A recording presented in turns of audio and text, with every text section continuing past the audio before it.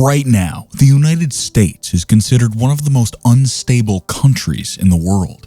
Every single new law passed, every social commentary issue that's currently making the rounds, everything has the potential to break out into all-out war. In the last 5 years, we've seen uprisings that caused entire neighborhoods and cities to shut down overnight, requiring military action to bring back some semblance of order.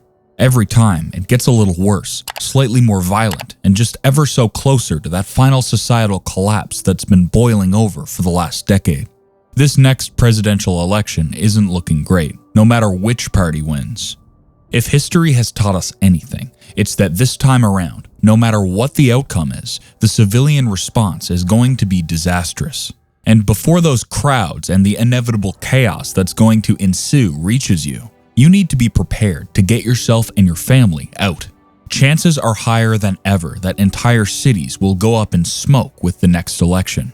Statistically speaking, when a nation bursts out at the seams, they can only run so long before they run themselves dry and come to a standstill when food, utilities, and supplies run out.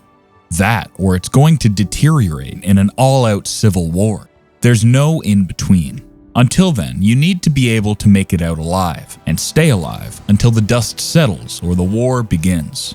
Here are some items to keep in your vehicle as the election approaches so that you can start up and drive away when the time comes to get the hell out of Dodge. Number 1. Shelter. Shelter is the most important item on your list to consider. You'll need to get out of the city, away from the unstable people who are out for blood. Get to the mountains, into the forest, or under the cover of trees. But the elements can kill you in hours if you don't have a cover to hunker down in. Shelter is going to be the most expensive item to consider. Don't opt for a simple tarp or hammock. You need a layer under you and above you. You need a tent, and one durable enough to keep you covered in the high heat of the desert as well as the icy depths of the snow. Canvas will be your hardiest and most weatherproof of all. Select a size that's appropriate for your group and no bigger. The bigger and more bulky you go, the more effort and space you need to store and direct it. Simplicity is key. Number 2. Information. Food and water can be sorted out on the go. Both are heavy and take up too much room if you've got a small car. Yes, you should be storing food in your home, and do so in a way that you can just throw it in your car as you're heading out the door. But it's not like you can drive around with it piling up in the back seat when you're going to work every day. Keep in mind that most of us don't drive huge trucks. We're going to have to pack according to the space we have at our disposal. If you're capable of hunting and foraging, all you need to do is stay close to a body of water. So get to know the area you're in as quickly as you can.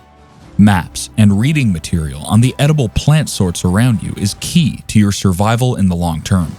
Even if all of the cell phone reception is down, your phone's GPS will still work and serve as a much better resource for direction than stacks of paper maps that aren't durable and take up unnecessary room. Keep your foraging to the basics. You'll only need to keep yourself and your people fed for 2 weeks, a month at most. There are plenty of resources on the internet about the edible plants in your state that can be printed out and put into binders. You can put a whole lot of information in a dollar store binder. And it doesn't have to be reserved just for sustenance. Guides on first aid, setting traps, and survival guides in general are in no short supply, and it doesn't have to cost you any money to get educated. Number 3. Water filter. A good quality water filter is a must. Even if you're lucky enough to find yourself next to a freshwater source, it still needs to be filtered before you can drink it. Contaminated water is one of the biggest killers out in the wilderness, right after exposure and injury. When a 24-hour stomach bug hits you in your comfortable home, where running water, food, heat, and basic medications are all around you, you quickly forget how quickly a run-of-the-mill bug can kill you. Invest in a unit that's of a good quality, and if it needs filter changes, make sure you have a dozen spares at least. Number 4. Personal items. And since we're on the subject of inconspicuous things that can kill you, don't forget hygiene. Gum disease was the most prolific killer in ancient times. If you're not brushing your teeth for a month, it's all but certain that you're going to get a tooth or gum infection. It's a slow and painful way to die, just because you didn't have a toothbrush on you. Each person should have a toothbrush, one change of clothes, and a bar of soap for himself.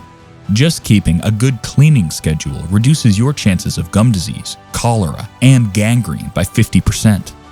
Just the simple act of taking off your clothes and wiping down is incredibly important.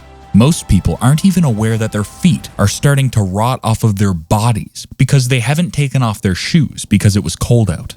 Each individual should have a multi-tool like a Leatherman on his person at all times, so make a habit of keeping one in your pocket before everything goes downhill. Number 5. Miscellaneous. There are a few odds and ends that you'll need to fit into the last pockets of space too. Sleeping bags, or at the very least blankets if you're really short on room. Sleeping bags will be necessary if you're living in a place that gets snow in winter though, and they take up a lot of room. A collapsible shovel. Some models even come with a saw inside the tubing under the handle. But a shovel on its own can be very versatile. Besides shoveling yourself out of the snow, it can be used to chop wood, as a weapon, and the spade makes for a great grill on an open fire to cook food on. A power bank isn't just for your cell phone. The more expensive ones can jumpstart a car too. A few flashlights, spare batteries, rope, and a handful of lighters or matches won't go amiss, and they don't take up too much room. Number 6. First aid. A good first aid kit is non-negotiable. You need a set that's appropriate for trauma response. This is going to be the most expensive item after your tent. Spend the money on a good quality kit, and one that's big enough to carry hand sanitizer, a month's worth of chronic medication, and EpiPens if you have individuals who need them. Number 7. Vehicle maintenance and tools. And finally, good car maintenance is absolutely necessary. Make a habit of keeping your tank full of gas. If your car is small, then keeping gas in the trunk is going to stink up the car and take up room you don't have to spare. A good maintenance schedule should be a priority anyway.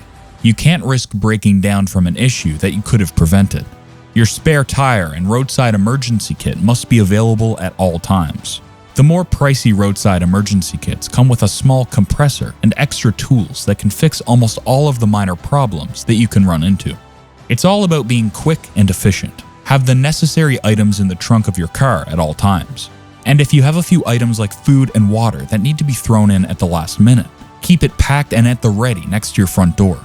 Long-term planning is important, but most of us don't have the luxury of a fully stocked underground bunker or a cabin waiting for us in the woods. But while you go out looking for one, your car and the items inside of it should keep you alive until the situation plays itself out to give you a better idea of what the future is going to look like. Stock up and stock smart. This is Threat to Survival. Prepare today. Thrive tomorrow. Embrace the threat to survival.